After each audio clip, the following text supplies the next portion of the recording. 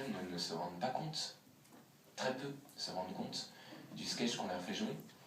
Et elles se disent, parce qu'on veut notre bien, forcément c'est génial, et puis je le veux, on est dans le...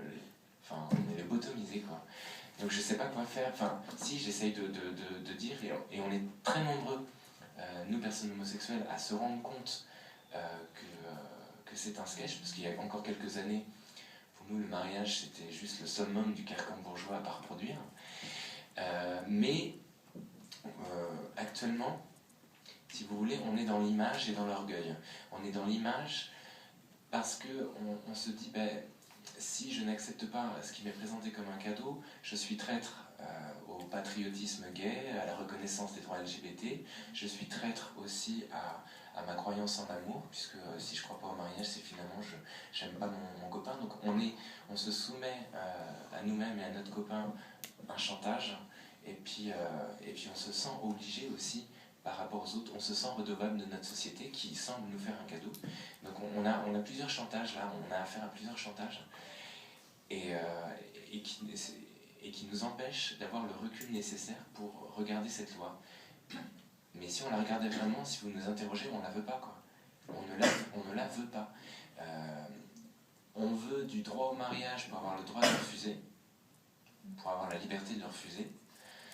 Ou alors on veut du mariage pour les autres mais pas pour nous-mêmes. Donc là pareil, on est vraiment dans de la comparaison, dans de l'image. Et puis on veut du mariage en tant que symbole.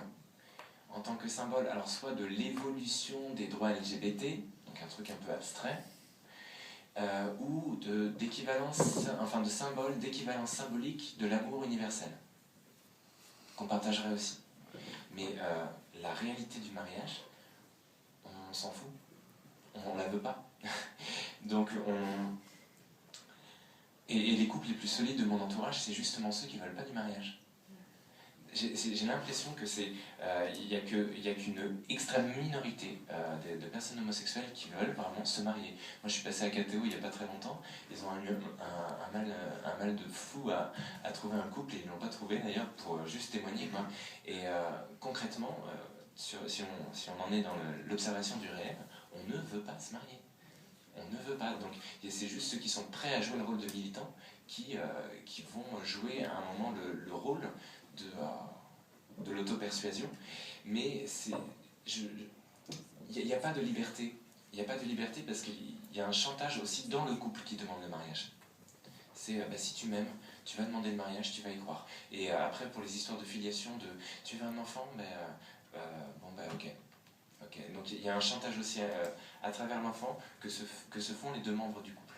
Souvent, je remarque que le désir d'enfant, il peut être légitime et réel chez les personnes homosexuelles prises individuellement dans le couple, mais ce n'est pas un désir du couple homosexuel.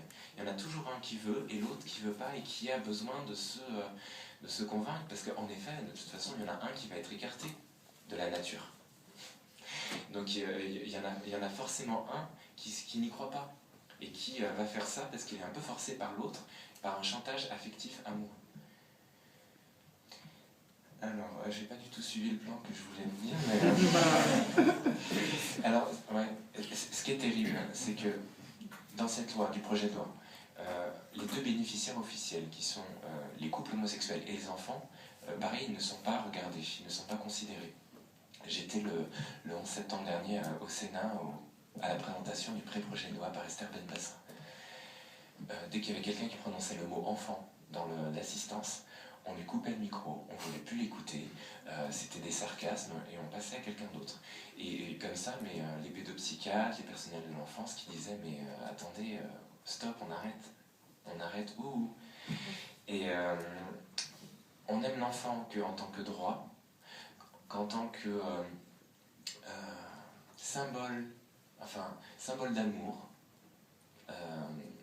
illustration de sentiments, ou alors en tant que certificat de capacité à bien éduquer.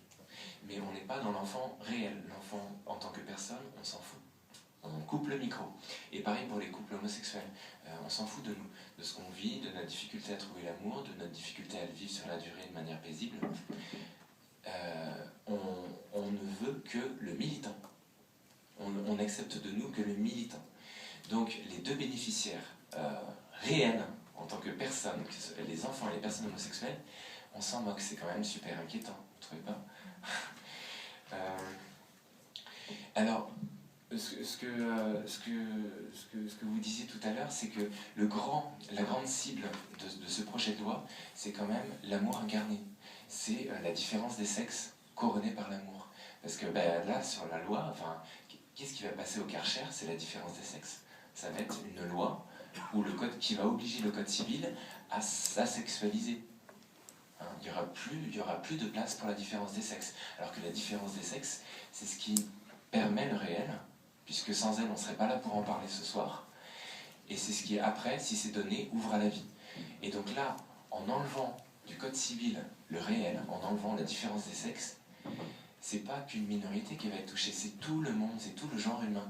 Donc sans alarmisme aucun, on se réveille parce que c'est le réel qui est attaqué, et quand le réel est attaqué,